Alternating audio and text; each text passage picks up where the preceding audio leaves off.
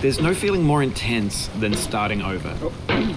If you deleted your homework the day before it was due, as I have, or if you left your wallet at home and you have to go back after spending an hour in the commute.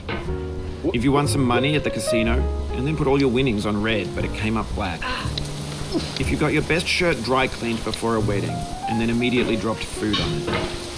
If you won an argument with a friend and then later discovered that they just returned to their original view. Starting over is harder than starting up. If you're not ready for that, like if you've already had a bad day, then what you're about to go through might be too much. Feel free to go away and come back. I'll be here. All right, thanks for coming with me on this trip. I'll understand if you have to take a break at any point. Just find a safe place to stop and quit the game. Don't worry, I'll save your progress, always, even your mistakes. This game is a homage to a free game that came out in 2002, titled Sexy Hiking. The author of that game was Jazuo, a mysterious Czech designer who was known at the time as the father of B games. And B games are rough assemblages of found objects. Designers slap them together very quickly and freely, and they're often too rough and unfriendly to gain much of a following. They're built more for the joy of building them than as polished products. In a certain way, Sexy Hiking is the perfect embodiment of a B game. It's built almost entirely out of found and recycled parts, and it's one of the most unusual and unfriendly games of its time. In it, your task is simply to drag yourself up a mountain with a hammer. And that act of climbing, in the digital world or in real life, has certain essential properties that give the game its flavor.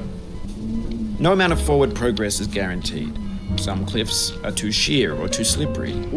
And the player is constantly, unremittingly in danger of falling and losing everything. Anyway, when you start Sexy Hiking, you're standing next to this dead tree that blocks the way to the entire rest of the game. It might take you an hour to get over that tree, and a lot of people never got past it. You prod and you poke at it, exploring the limits of your reach and your strength, trying to find a way up and over. And there's a sense of truth in that lack of compromise. Most obstacles in video game worlds are fake. You can be completely confident in your ability to get through them once you have the correct method or the correct equipment or just by spending enough time. In that sense, every pixelated obstacle in Sexy Hiking is real. The obstacles in Sexy Hiking are unyielding, and that makes the game uniquely frustrating. But I'm not sure Jazuo intended to make a frustrating game. The frustration is just essential to the act of climbing, and it's authentic to the process of building a game about climbing. A funny thing happened to me as I was building this mountain. I'd have an idea for a new obstacle, and I'd build it, test it, and it would usually turn out to be unreasonably hard. But I couldn't bring myself to make it easier.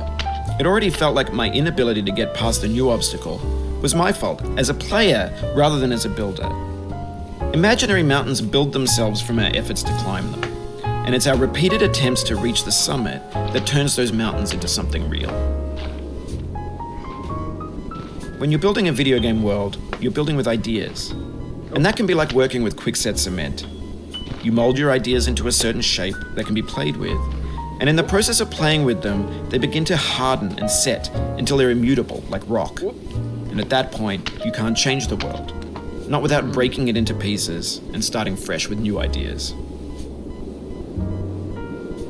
For years now, people have been predicting that games would soon be made out of prefabricated objects, bought in a store and assembled into a world. And for the most part, that hasn't happened, because the objects in the stores are trash. I don't mean they look bad or that they're badly made, although a lot of them are. I mean they're trash in the way that food becomes trash as soon as you put it in the sink.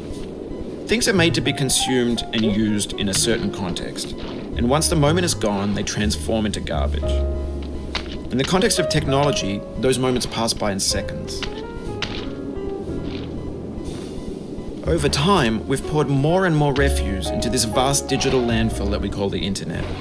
It now vastly outnumbers and outweighs the things that are fresh and untainted and unused.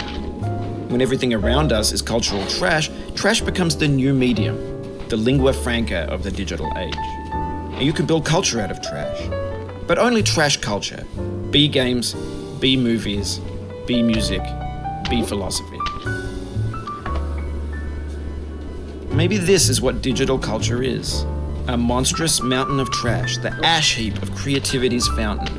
A landfill with everything we ever thought of in it. Grand, infinite, and unsorted.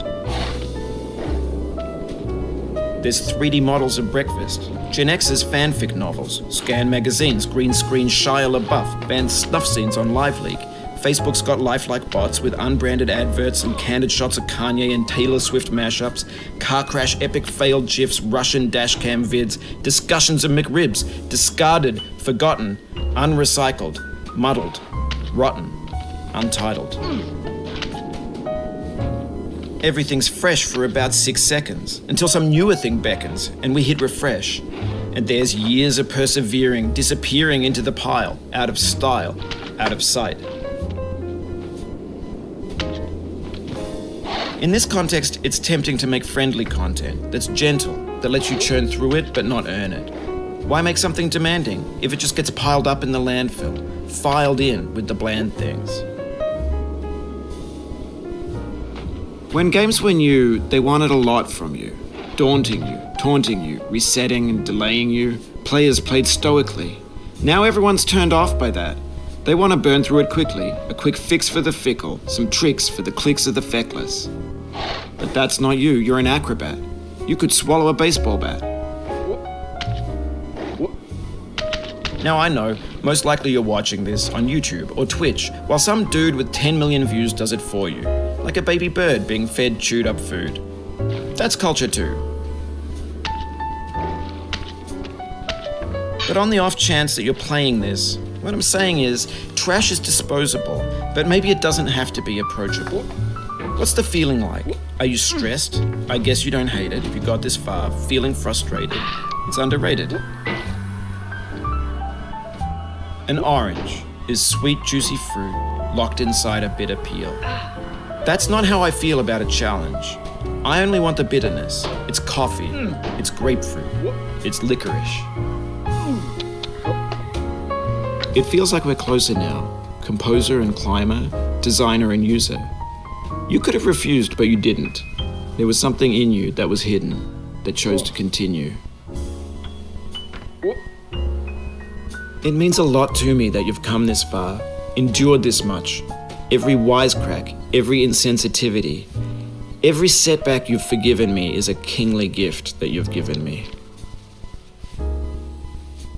We have the same taste, you and I. It's not ambition. It's ambition's